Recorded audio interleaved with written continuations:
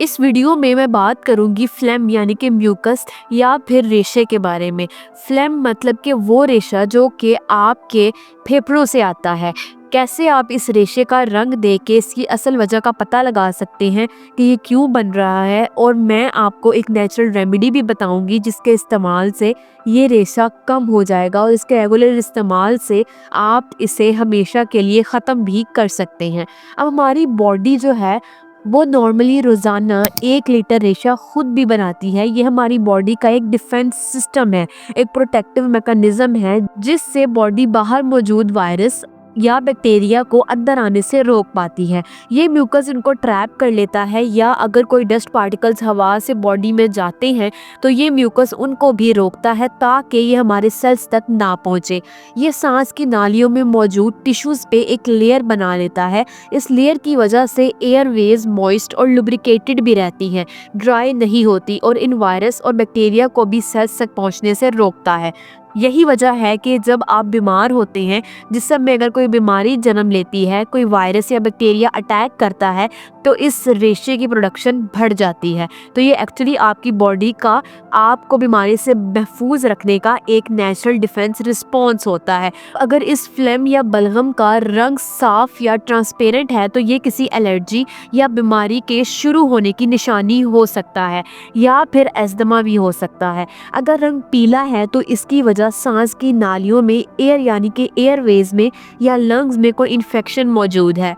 इसका पीला रंग इसमें मौजूद वाइट ब्लड सेल्स की वजह से होता है, और वाइट ब्लड सेल्स की मौजूदगी इस बात की निशानी होती है कि आपका जिस्म इस इन्फेक्शन से एक्टिवली लड़ रहा है, आपकी इन्फेक्शन को फाइट ऑफ कर रहा है। और अगर इसका रंग सब्ज है तो इसका मतलब है कि इन्फेक्शन बहुत ज़्यादा सीरियस हो गया है। ये स्वेयर इन्फेक्शन की अलामत होती है। डार्क या ब्लैक कलर अगर हो तो ये फंगल इन्फेक्शन की अलामत है। अगर फ्लेम ब्राउन या ग्रे कलर का है तो ये ख़ास तौर पे स्मोकर्स में कॉमन होता है। इसकी वजह ज़्यादा सिगरेट पीना है। इसकी एक और वजह हो सकती है अगर आपकी बॉडी कॉन्टीन्यूसली डस्ट या एयर पोल्यूशन से एक्सपोज हो रही हो, मतलब दिन में ज़्यादातर वक्त आप ऐसी जगह पे गुजार रहे हैं जहां इर्द गिर्द की हवा साफ नहीं है, तो ये भी इस बलगम के ब्राउन या ग्रे होने की वजह हो सकती है। अगर रंग पिंक या फिर रेडिश है तो ये इसमें खून की मौजूदगी की निशानी है। ये ज़्यादातर एयरवेज ड्राइनेस यानी सांस की नालियों की खुश्की की वजह से होता है, और इस खुश्की की वजह से विटामिन सी या विटामिन डी की कमी हो सकती है। यहाँ पे कुछ चांसेस ये भी हैं कि ये फेफड़ों का कैंसर या टीबी इन्फेक्शन भी हो सकता है। लेकिन अब यहाँ पे जो ज़्यादातर लोग गलती करते हैं वो ओवर दी काउंटर ड्रग्स लेते हैं और सेल्फ मेडिकेशन करते हैं, और फिर अक्सर परेशान भी होते हैं कि कुछ दिन बाद ये दवाइयाँ काम करना बंद कर देती हैं। तो इसकी वजह मैं आपको आज समझाने की कोशिश करती हूँ। ये दवाइयाँ 2 कैटेगरी में फिट होती हैं। एक कैटेगरी में वो दवाइयाँ आती हैं जो बलगम को दबाती हैं, आपके म्यूकस को सप्रेस करती हैं, और दूसरी कैटेगरी में एक्सपेक्टोरेंट्स आ जाती हैं जो इस बलगम को पतला करके जिस्म में से बाहर निकालते हैं। अब अगर तो आप बलगम को दबा रहे हैं तो इससे आप इन्फेक्शन को ज़्यादा देर तक अपने जिस्म में रोक रहे हैं, इससे आप ये इन्फेक्शन ख़त्म नहीं कर रहे होते हैं।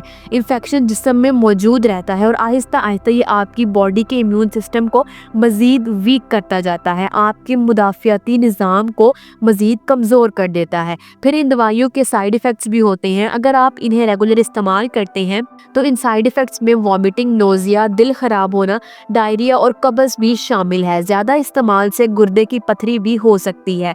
ये दवाइयाँ किडनी स्टोन्स का ख़तरा बढ़ा देती हैं, तो इसलिए सेल्फ मेडिकेशन ना करें, खुद से इलाज ना करें, दवाइयाँ खुद से ना खाएं। इसके लिए आज मैं आपको साथ में एक नेचुरल रेमेडी शेयर करूंगी।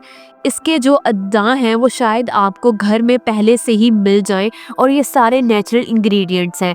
मतलब इस नेचुरल रेमेडी का कोई साइड इफ़ेक्ट नहीं है, आप आराम से इसे इस्तेमाल कर सकते हैं। ये असल में एक कम्बिनेशन रेमेडी है, बहुत ही बेसिक इंग्रेडिएंट्स हैं। आपको पानी चाहिए, प्याज चाहिए, शहद और नींबू चाहिए। प्याज एक नेचुरल थिनर है म्यूकस का।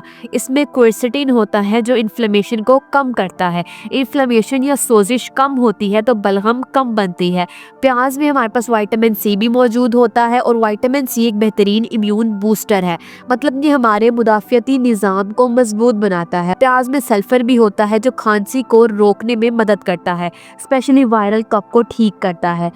आप कच्चा प्याज भी खा सकते हैं या जूसर में इसे ब्लेंड करके इसका जूस निकाल लें। कपड़े से छान कर सिर्फ 1 टेबलस्पून आपने प्याज का जूस लेना है। दूसरे नंबर पे हमारे पास शहद आ जाता है। खालिस शहद जो है वो खांसी और इन्फ्लेमेशन को कम करता है और माइक्रोब्स को भी ये मारता है और आपकी इम्यूनिटी को भी ये बूस्ट करता है। ये एक नेचुरल एंटीबायोटिक के तौर पर काम करता है। तीसरे नंबर पे हमारे पास आ जाता है नींबू का रस। 2 टेबलस्पून आपने नींबू का जूस ले लेना है। इसमें सिट्रिक एसिड होता है जो कि म्यूकस को पतला करता है और विटामिन सी मौजूद होता है जो कि आपके इम्यून सिस्टम को मजबूत बनाता है। इन तीनों इंग्रेडिएंट्स को नीम गर्म पानी के एक गिलास में मिलाकर दिन में 3 बार पिएं। अगर मसला GERD की कंडीशन का है तो 1 टेबलस्पून एप्पल साइडर विनेगर भी इसमें आप शामिल करें। चाहे तो आप क्रश की हुई अदरक भी इसमें डाल सकते हैं। ये एक हर्बल टी बन जाएगी। ये ड्रिंक जो है ये आपके म्यूकस को कम करेगा, आपकी साथ साथ इम्यूनिटी जो है उसको भी ये बूस्ट करेगा।